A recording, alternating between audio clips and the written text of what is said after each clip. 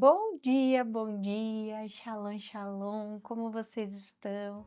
Aqui está tudo muito bem, graças a Deus. Bem, para quem não me conhece, eu sou a Anne, aqui no nosso devocional matinal, meu doce bom dia com Jesus. Sejam todos muito bem-vindos. Hoje nós vamos estar meditando aqui na palavra do Senhor, aqui na passagem de Gênesis, no capítulo 27, quando Jacó e Raquel e Rebeca resolvem dar uma ajudinha para o Senhor para que a promessa que havia sido feita para ele se cumprisse. O Senhor havia dito para Rebeca, quando ela estava grávida dos meninos, né, que ela percebia que havia muita movimentação no seu ventre, ela foi orar ao Senhor. O que está acontecendo? E o Senhor disse para ela: há uma luta de nações aí dentro. Aí, onde o filho mais velho vai servir o filho mais novo. E quando nasceu, né, houve aquela coisa, né, de Jacó nascer segurando o calcanhar do outro filho e tudo, colocar esse nome horrível na criança, né? De aquele que segura o calcanhar, ou então uma conotação ainda pior, o usurpador. E né, nós sabemos que, gente, que pai e mãe que colocam um nome desse numa criança, né? Que coisa horrorosa. Mas aqui nós vemos Isaac chamando Esaú e falando para ele e pegar uma caça, pegar o seu arco e caçar.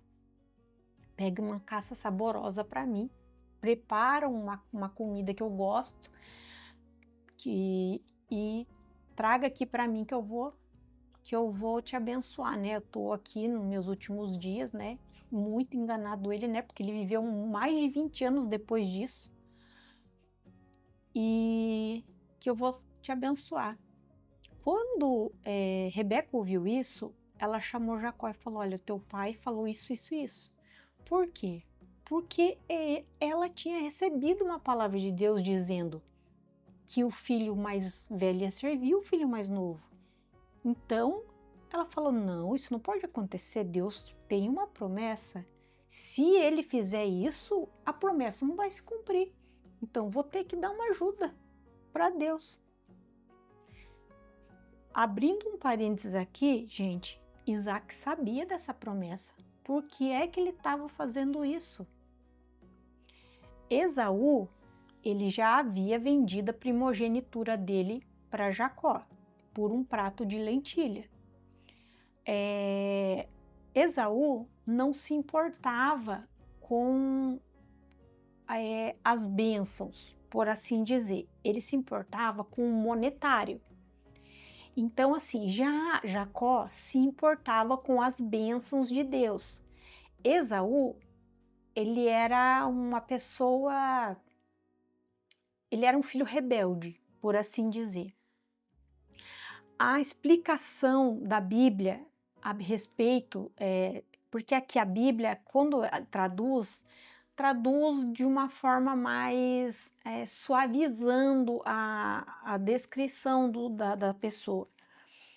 Eu tenho uma explicação, essa Bíblia aqui que eu tenho, essa daqui de estudo, ela tem uma explicação bem certinha, mas eu perdi aqui a parte que eles explicam exatamente quando fala como que Jacó é e como que Esaú é. Como a personalidade de cada um, sabe?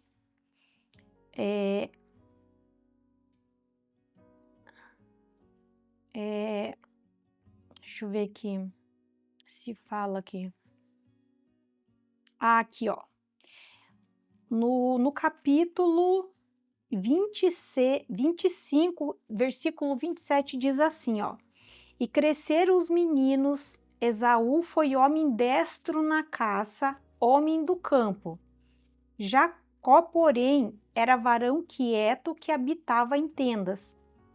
era varão que... Aí fala, ó, o texto hebraico original descreve Esaú como um homem selvagem e indisciplinado. E aqui na Bíblia fala assim, que o homem do campo e destro na caça, mas no original não é isso que diz que ele era um homem selvagem e indisciplinado. E Jacó como um indivíduo tranquilo e amadurecido. E este era sensível, diligente, responsável e pacífico. Olha quantas qualidades que Jacó tinha. Tranquilo, amadurecido, sensível, diligente, responsável e pacífico. E amou Isaque e Esaú. Preferiu Esaú a Jacó. Então, assim, a gente fica imaginando, né? Por que isso, né? Mas a gente vê isso nos dias de hoje, né? Quantos pais, né? Que preferem os filhos que dão mais trabalho, né? Do que aqueles que são mais sossegados, né? Mas tudo bem, né? Já a Rebeca, né? Eu acho que ela via que tinha essa preferência de Isaac por Esaú. Então ela já, como Jacó era mais caseiro, ela era mais apegada com Jacó, né? Então quando ela vê Isaac fazendo esse acordo com... Deixa eu tomar um golinho do chá aqui, gente. Nesse friozinho, um chazinho para esquentar é muito bom. Então, quando ela vê que Isaac fez esse acordo com Esaú, ela chama Jacó e eles tentam burlar o esquema aí, né? E ajudar Deus. Gente, mas Deus é plenamente capaz de cumprir aquilo que ele prometeu. E a gente sabe que eles tentando agir por conta própria, trouxe muito sofrimento, gente, porque essa história ensina pra gente que mentira, manipulação, atalho, só traz sofrimento. A gente tentar ajudar os planos de Deus com a nossa própria atitude não traz benefício algum. E nós vemos que aqui no decorrer da história, eles pegam e enviam Jacó para a família de Rebeca, lá para a casa de Labão, né? Nós sabemos que ele sofre muito lá na mão do sogro dele, e a vida dele não é nada fácil. Veja bem que ele deixa toda a riqueza do pai dele para trás. Quem que fica com toda a riqueza do pai dele? Esaú. Tanto é que quando ele vem que ele acha que Esaú vai matar ele, Esaú está bem tranquilo. Porque Esaú ficou com toda a riqueza do pai. Na verdade, ele ficou com tudo, porque Jacó foi, acho que, com cabelo. Só. E com cajado. Ele foi com uma mão na frente e outra atrás. Então, porque quando ele chega lá, ele chega lá para trabalhar de empregado para o tio dele. E Deus enriquece ele. A Bíblia conta que Deus enriqueceu Jacó. Tanto é que depois a gente vê na história que Labão fala, depois de 20 anos, ele fala: tudo que você tem aí é meu. Os filhos são meus, as filhas são minhas, o teu gado é tudo meu. Ingrato. Ele fala, e ele mesmo fala que tudo que ele tem, Deus abençoou a família dele por conta de Jacó. E depois, no final, ele fala: tudo o que você tem aí é meu, mas o teu Deus falou que não é para mim fazer nada para você, nem bem nem mal. Então, nós vemos que o Senhor, ele não precisa de nós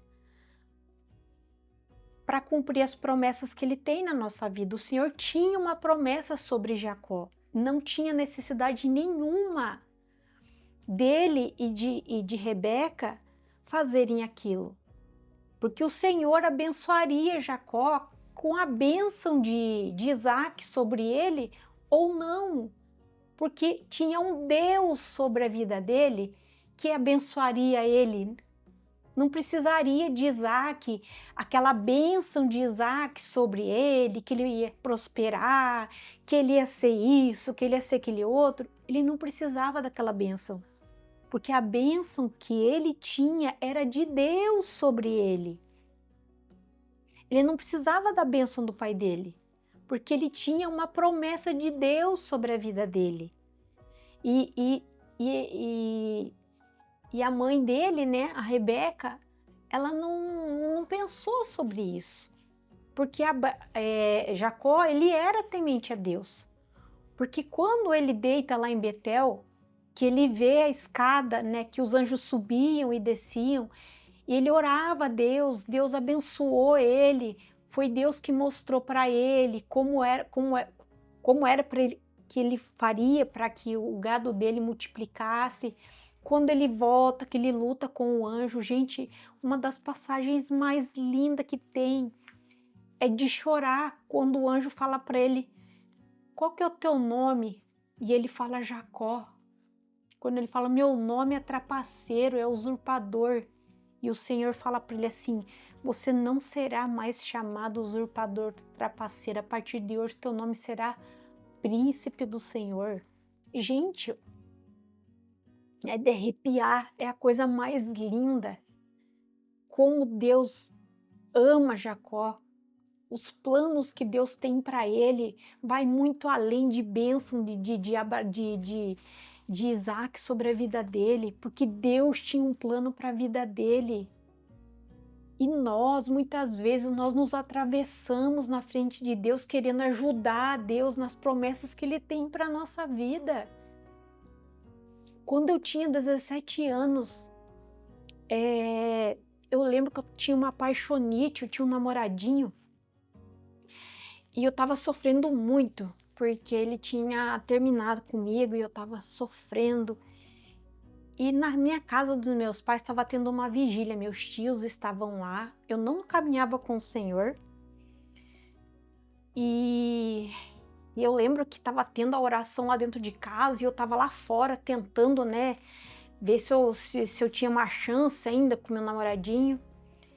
E eu lembro que uma prima minha, ela chegou, falou assim para mim: o Senhor disse que é para você entrar para dentro.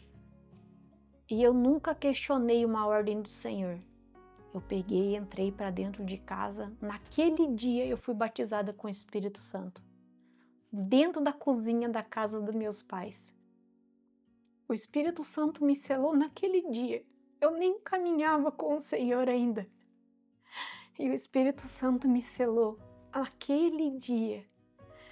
E o Senhor falou assim para mim: aquele lá não é o que eu escolhi para você. O teu eu já tenho separado. O Senhor falou para mim. Falei: maravilha. E vocês pensam que eu peguei e descansei? E eu falei: tá bom, vou esperar. Não, gente, eu fiquei procurando. E eu me decepcionei depois daquilo, mais vezes, porque eu estava procurando aquele que o Senhor tinha separado para mim. Até o meu esposo chegar, eu me decepcionei outras vezes, porque eu quis ajudar o Senhor a achar Ele logo para mim. Então, eu fico pensando, né? Eu me casei com 18 anos. Acho que levou um ano depois. 18? Eu me casei com 18. Isso foi com 17, né? Acho que eu conheci... Não. Ai, gente, eu não me lembro direito. Mas eu conheci meu esposo um pouco depois. Na verdade, foi alguns meses depois. Agora eu lembrando que... eu conheci meu esposo alguns meses depois. E eu só me casei, né? Um ano e pouco depois. mas eu me decepcionei, acho que umas 2 vezes depois disso. Então eu fico pensando, às vezes a gente quer tentar ajudar Deus a resolver, a cumprir as promessas que Ele tem na nossa vida. E a gente se decepciona, de vez de esperar. Então, gente, existe aquela frase, que o fim, né, justifica os meios, gente, às vezes não. Então não tenta meter a colher no meio daquilo que o Senhor, da promessa que o Senhor fez para você. Se o Senhor prometeu, Ele é fiel para cumprir. Não tem necessidade nenhuma da gente meter a colher no meio e falar, ai Deus, eu vou te ajudar aqui porque, né, talvez está demorando um pouco, vou ajudar, vou dar um empurrãozinho aqui para tentar ajudar. Não, o Senhor não precisa da nossa ajuda. Se Ele prometeu, Ele vai cumprir. É por isso que muitas vezes o Senhor, Ele não nos mostra o final, porque senão a gente vai querer ajudar. Às vezes a gente, ai pai, me mostra o futuro. Não, Ele não mostra, porque senão a gente vai querer ajudar Ele. Então a história nos mostra por que que às vezes o Senhor não dá um vislumbre do futuro. Entende? Então, meus amados, quando o Senhor promete algo para nós, a gente precisa descansar e esperar o tempo do Senhor. Toda vez que eu trago o devocional aqui com base na palavra, ele extrapola o horário. Ai, meu Deus, mas vamos lá, né? Então, quando o Senhor tem uma promessa, Ele é fiel para cumprir, Ele não precisa da nossa ajuda, porque Ele é completamente capaz, né? E Ele tem o tempo dele para cumprir as coisas.